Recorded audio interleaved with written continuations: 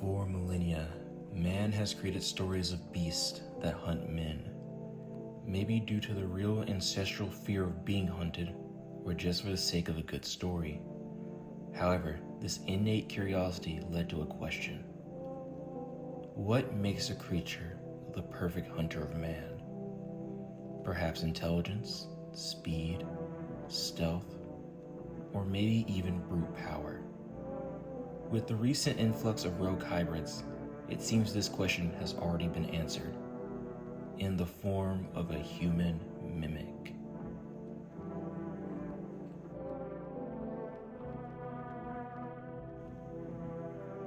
Majungasaurus is a relatively small theropod at around a ton.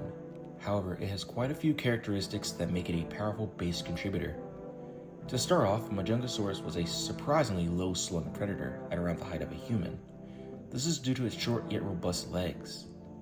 The hybrid can more effectively enter short spaces and crouch down at a sight. Uniquely, Majungasaurus had a jaw-locking mechanism that made escaping from its jaws highly unlikely.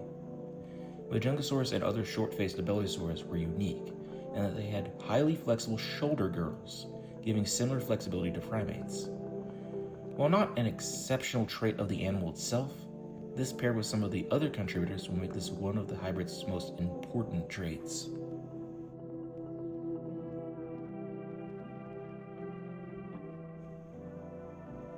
The superb lyrebird is a very interesting animal, as from appearance alone, nothing about it besides its tail feathers really stands out. However, that trait wasn't put into this hybrid. What was used was its syrinx. These birds are known to mimic a plethora of sounds, from other native Australian birds to human speech. While it can sound a bit robotic when it comes to human speech, the sheer vocal range makes up for it.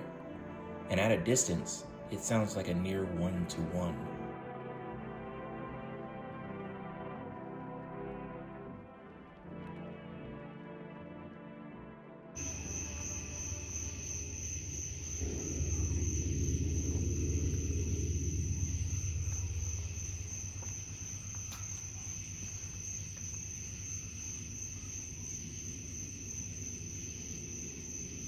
Alright, come on, girl. Come on. What the heck was... Sonic, come on. Oh, let's go. Come on. Come on, let's go.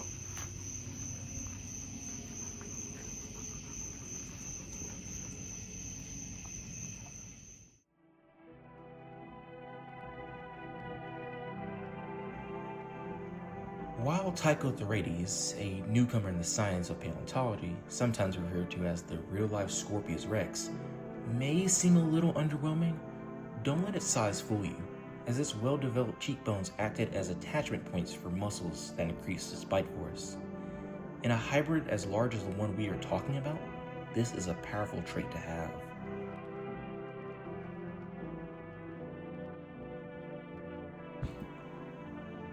The alarming lizard Tarbosaurus provides the hybrid with its powerful bite, which is actually highly congruent with the biting mechanism of Majungasaurus. It also provides the hybrid with its skull robustness and teeth. While everyone knows it had a pretty impressive bite, not many people realize that it had some of the best sense of smell among theropods. This was due to it relying less on its vision like T-Rex, and instead having more synapses devoted to its hearing and sense of smell.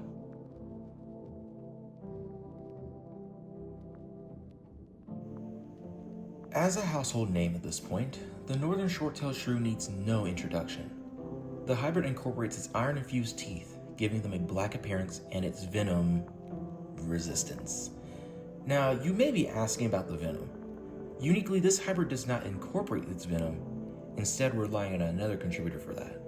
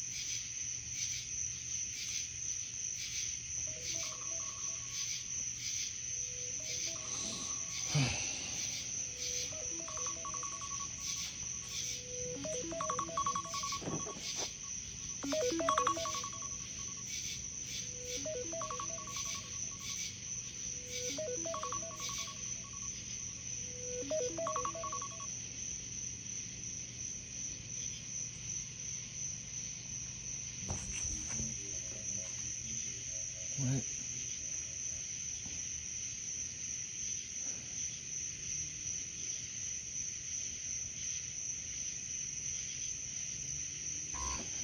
No. No.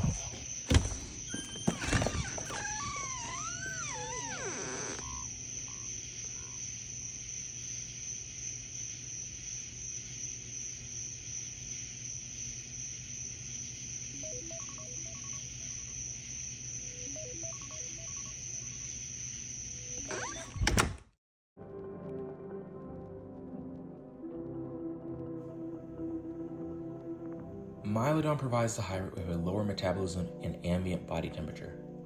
Like modern sloths, giant ground sloths had slow metabolisms. Resulting from this was their very low core body temperatures, ranging from 27 to 32 Celsius or 80 to 90 degrees Fahrenheit.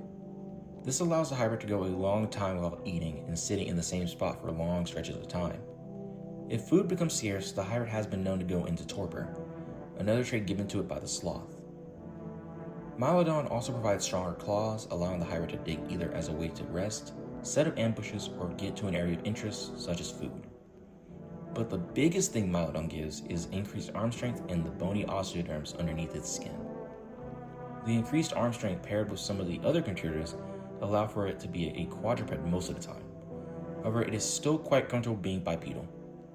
The bony osteoderms give the hybrid a powerful defense for anyone trying to retaliate.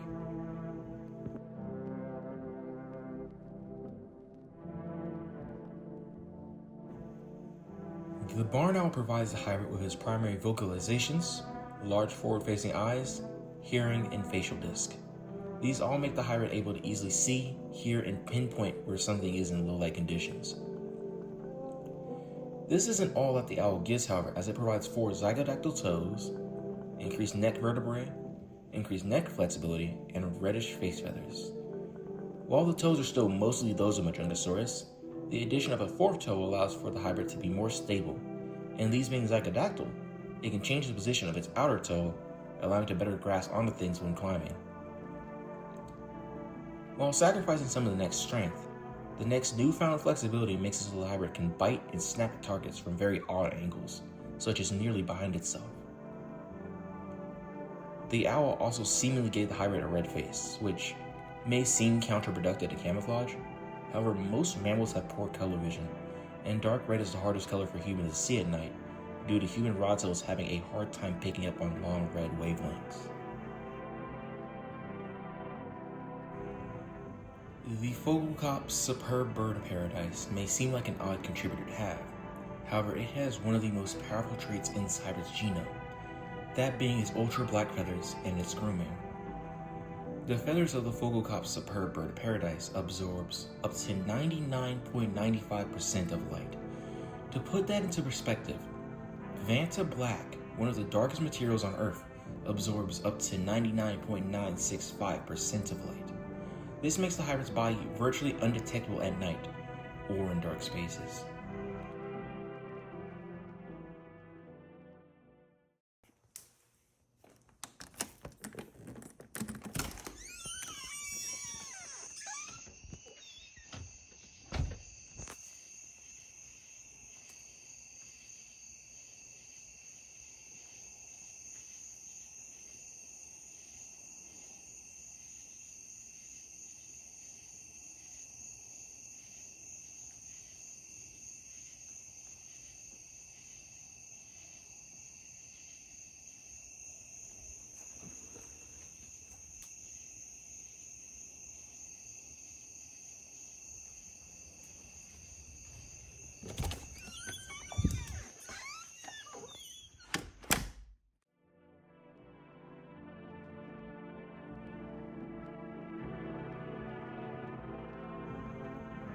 The black-handed spider monkey provides a hybrid with its high intelligence, long arms, long fingers, grip strength, opposable thumbs, and the number of digits. Spider monkeys, surprisingly enough, are some of the most intelligent monkeys. They have excellent spatial memory, being able to remember the location of several areas of interest, know the timing and seasonal availability of fruit, and have great visual discrimination of size. This allows the hybrid to map out areas easily, knowing when to and when not to go to them. The arms and hands are also crucial to the hybrid, as it grants it a wide reach and a powerful firm grip, allowing it to either hold onto a target or to better climb up obstacles. These arms, paired with the shoulder flexibility of Majungasaurus, allow for primate-like flexibility and precision on a theropod.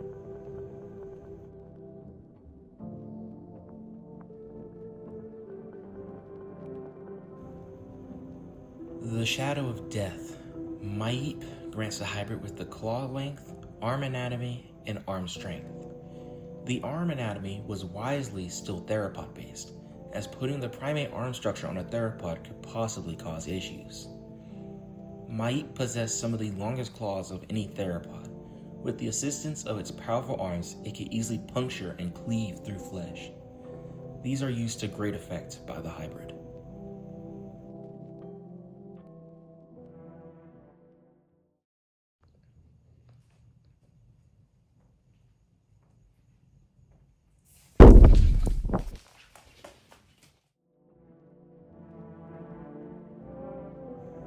The naked mole rat is definitely not choice, but it has a very powerful set of traits that give this hybrid some unique abilities.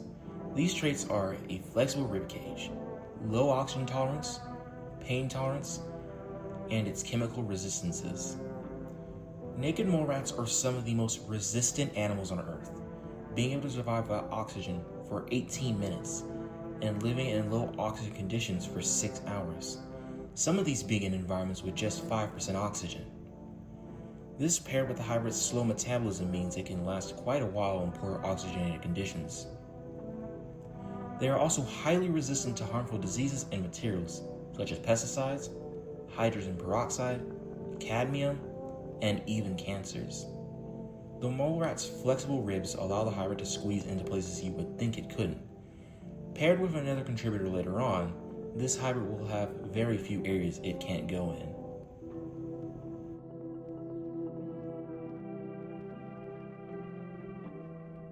The tenacious African honey badger may seem like an animal that only knows violence. However, they are actually one of the most intelligent carnivorans. The honey badger provides increased problem-solving intelligence and, surprisingly enough, tool use. That's right, tool use. They have been known to make stepping stools out of rocks and other objects to get out of enclosures. The honey badger will also be providing its strong, flexible skin. This skin allows the hybrid to slip out of biting holes and to retaliate when most others would be pinned or unable to reach their attacker. This tough hide and the Mylodon's osteoderms make landing a fatal shot on the hybrid difficult.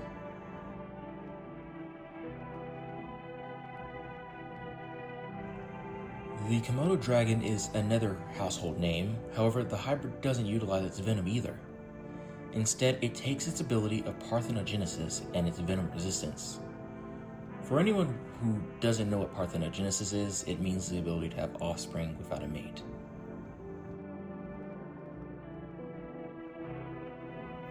The slow loris provides venom, oil glands, its sublingua, venom resistance, and rotatable thumbs. The slow loris's venom is very underutilized, so props to the company that thought of this. Anyways, the slow loris obtains this toxin from glands under its armpit. The symptoms of this highly painful venom are skin necropsis, shock, and death in small animals. Keep in mind that slow lorises themselves are small animals, so a hybrid with this venom could send similarly sized hybrids into shock due to it. Slow loris are also partially poisonous due to their grooming habits. This hybrid also has that attribute due to the bird of paradise's grooming methods, paired with the sublingua, which is essentially a second tongue that the slow loris provides. Slow loris also have some level of resistance to this toxin, which the hybrid also has. And they can also rotate their thumbs 180 degrees, allowing for an even firmer grip.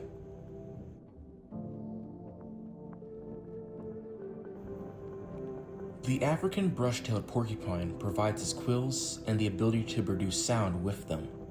Unlike most porcupines, they only have quills around their rears and on their tails, which, for this hybrid, makes going into small spaces easier while also still adding ample defense to its rear. The warning sound of its quills helps dissuade attacks as well.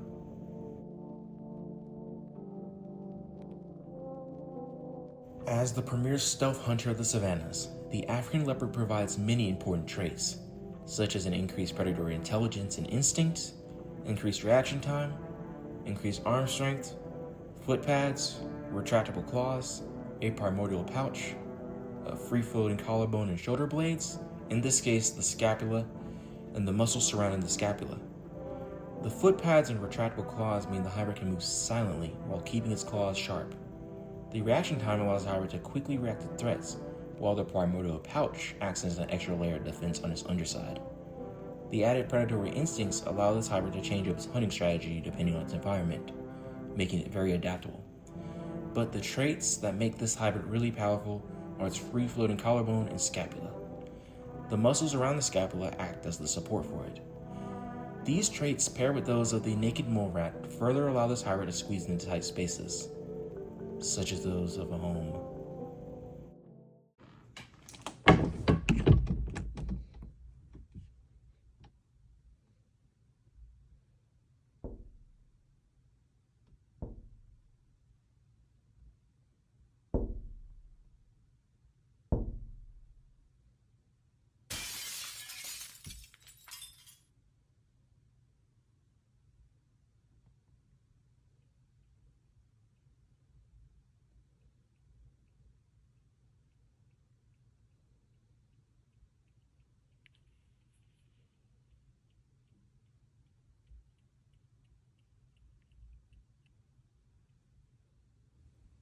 Come on.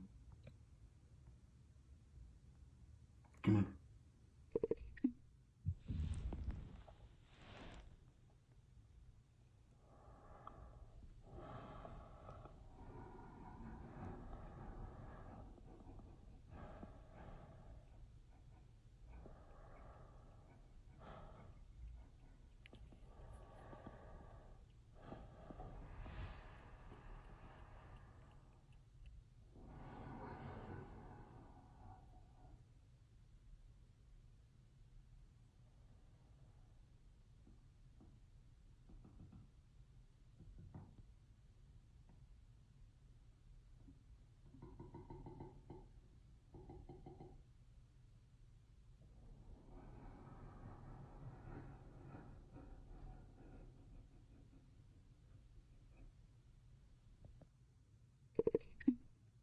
Come on. Come on.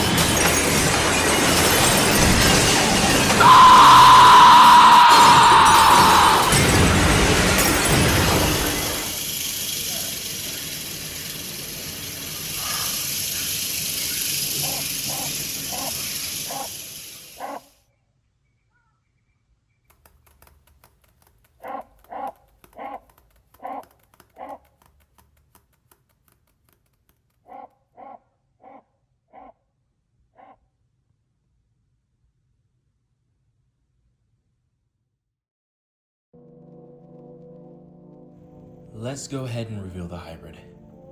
The hybrid species name is Falsus Homo tenebris, meaning false man of the dark. Their maximum weight is 2,000 pounds. Their height on all fours is 7 feet, while their height reared up is 13 feet. Their length is 24 feet. Their maximum speed is 30 miles per hour in short bursts, and their maximum reported bite force is 15,000 newtons. Rogue specimens of this hybrid were first documented in India. However, other parts of the world have also had a rise in cases. Locating and handling them has been extremely difficult due to their elusive nature, unpredictable hunting patterns, and long rest periods. Even thermal imaging has had a hard time picking them up, as their ambient body temperature is very similar to the environments. What makes it worse is that we don't even know what organization produced them or their purpose. And with the unknown comes fear.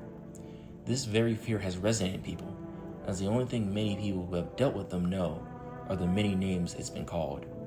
Some of these being the Deceiver, the Man in the Woods, the Red-Faced Stalker, and the Huntsman of Man. However, here at our facility, we call them the Manticore.